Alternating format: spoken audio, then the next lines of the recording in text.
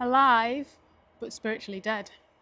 That's what I want to talk about today on Carrie's Crack, which is my vlog showing you that I'm doing the work too. My name's Carrie, I'm a mindfulness teacher. You're very welcome here. So yeah, alive but spiritually dead. What's that all about? So this topic came about from a video I watched, and it was someone put that in the comments, and then he talked about that in his video. And I just thought it's quite pivotal in what I teach about being mindful. I always talk about getting out of autopilot and into conscious living. And so that relates to where's your mojo gone? You're in autopilot, where's your mojo gone? So I'm going to talk about where that's gone, why it's gone, or why I think it's gone, and how using mindfulness you can get that mojo back and you can come away from autopilot and actually start living your life. So you're welcome on this very hot sunny day. You see, there's that yellow thing in the sky. Amazing. So it's only 2ish, something like that. I've been in doing another video, so I'm out enjoying this sun with you today. Okay, so alive but spiritually dead, that was this comment. And talking about zombies, basically. So why are we all like that now? Or a lot of us are like that. Why are we like zombies walking around aimlessly, gormlessly, not really paying attention to what we're saying, doing, eating, thinking, feeling, any of that? We're just like robots. This day and age, with how busy we are, the way the climate is with regards to economics, we're all thinking about money, we're all working far too hard for very little. And then we're knackered and we're depleted and we're burnt out and we're stressed. So all we think about is how to try and get out of that, which means work harder, do more, be more, and then it'll be all right. Well, I hate to break it to you, but it won't. If that's how you're living right now, and I get it, some of us, we're living to our means, so I get it's not easy. But if that's all you're thinking about in your life on autopilot, then it's no life. Even if we're struggling for things like money, we can still have a better life than that. So how? So first of all, what is the mojo? So, and the zombies, autopilot, eat, sleep, work, repeat. Is that you? There's no consciousness, there's no spiritual essence anymore. That's the spark. That's what mojo is. Finding that spiritual essence. You don't have to be religious. But if you just focus on mental, physical, emotional, you're missing a piece. Whatever you want to call it, well-being, self-development, or spiritual, you're missing that piece, and that piece is the mojo. That piece is what a lot of us are missing when we feel like we're lacking this thing. We're missing something. We've got the house, we've got the car, we've got the job, we've got the wife, we've got the family, but something's missing. We often get to that midlife and we call it a midlife crisis, or society calls it a midlife crisis, don't they?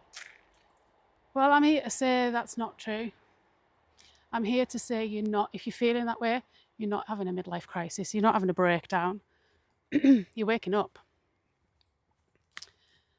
You're waking up and realising this isn't how you want to live your life, this isn't what you came here for. And most people will feel that when it gets to the point where all I'm doing is living to pay my bills. That's not a breakdown, that's you waking up. That's your consciousness, that's your spirit, that's your soul saying, hey, what about me? It's time for me now. You've had enough of this life going that way. It's time for me now. So how do we get our mojo back? A few little notes here because I want to make sure I get everything. How do we get our mojo back? How do we go from autopilot to conscious living? Well, first of all, we've got to realise we bring our power back to us. Bring our power back to us, to you. Bring your power back. Not those in the white coats. Not those, not science. To you. To your inner knowing. Your inner light, your intuition, your body. Bring yourself back to you. Find the time and space to do it. Look inside you, not outside. Find the space. Don't distract. Don't go on screens of any kind. Not ever, just when we're trying to tune in. Come off the screens. Come away from the addictions. Away from food, internet, alcohol, cigarettes, whatever it is. Come away from it. For some time in every day. And come back to you. And look inside for the answers. What is it you want? See, I knew I'd jump around here. Number 3 is to take the blinkers off. So when we're like that, when we're in autopilot and we're literally in survival mode, we might be drowning or we might just be surviving. We will put our blinkers on and think only about us. Well, I'm stressed, I've got no time. You find that you've got no time for your friends. And the excuse is you've just had no time. I'm sorry I've not been in touch. I've not had any time. But have you really made time? Can you find some time to call, not text, call, video call, go and see even better your friends?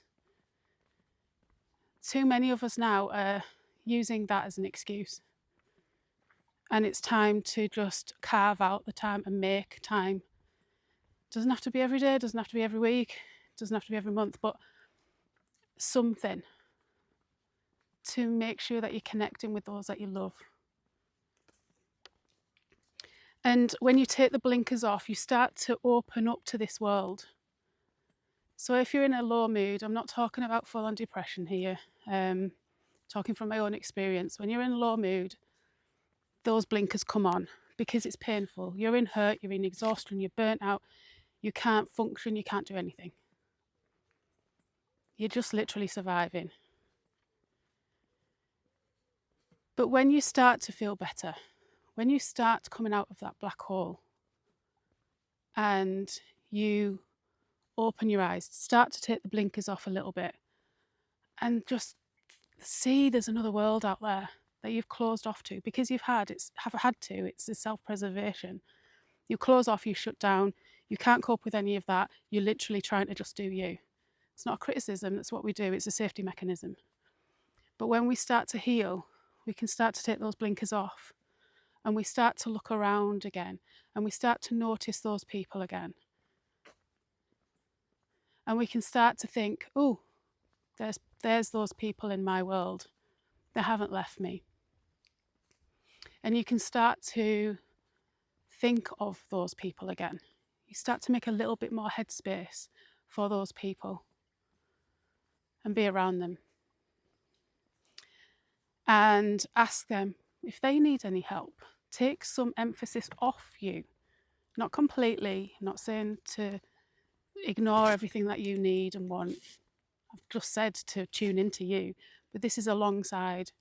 Can you show some kindness to other people? Can you ask if anyone else needs some help from you, because they might have helped you for a little bit in all that. And this, notice nature. Car coming. Notice nature, be out in nature. When the blinkers come off, you can do that. So notice nature, take the blinkers off. And then lastly, I've got here, ask yourself, what do I want to do now? In this moment, now in the present moment, and with my life. So what do you want to do now? So yeah, there'll be people saying, well, I've got to work, and I've got to do the kids, and I've got to do this, and I've got to do all the to-do lists. Yes, you do. Yeah, you do. That's part of life. What I'm saying is, you're not doing that 24/7. Might feel like it, but you're not doing that 24/7. There are times when you're going to go and sit on your phone and scroll. And then what? How long's gone? An hour? 2? Sit and watch Netflix? Is it productive? Is that how you want to live your life? If you look back on your life, on your deathbed, could you say by doing that activity in the now is going to give you the fulfilled life that you're going to look back on and think, yeah, I lived my life well because I sat on Netflix or social media for a lot of it? I don't know anyone that's going to say that. And this is the generation of people that will be faced with that as a comment. Are we going to live our lives where we've had our attention taken away from us? I'm not saying don't go on these things, but it's a matter of, conscious living when you can say, are you deciding to put your attention onto that one particular thing, that one video on YouTube, or are they in control of you and your attention? And they're making you stay on there and scroll. Because that's what it's designed for. We all know it. That's just one example. Drink, alcohol, all that stuff. So what you do now sets you up for your life ahead. And if you are finding that you're living a life on autopilot, bit of a zombie, you could say you're alive but spiritually dead. And if this video has done something to you to say, oh yeah, I do feel a bit like that, then use those tools to help get you out, because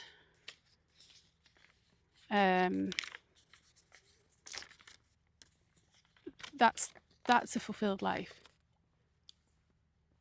If we come out and do all these other things, so bring your power back to you, look inside of you, not outside. Take your blinkers off and ask yourself, what do I want to do now and with my life? When you know what you want to do with your life, you can know what you want to do every day. So I hope that makes sense. Just a short one today. I'm going to go enjoy the rest of this sun. Hope you are too. Much love. Bye for now.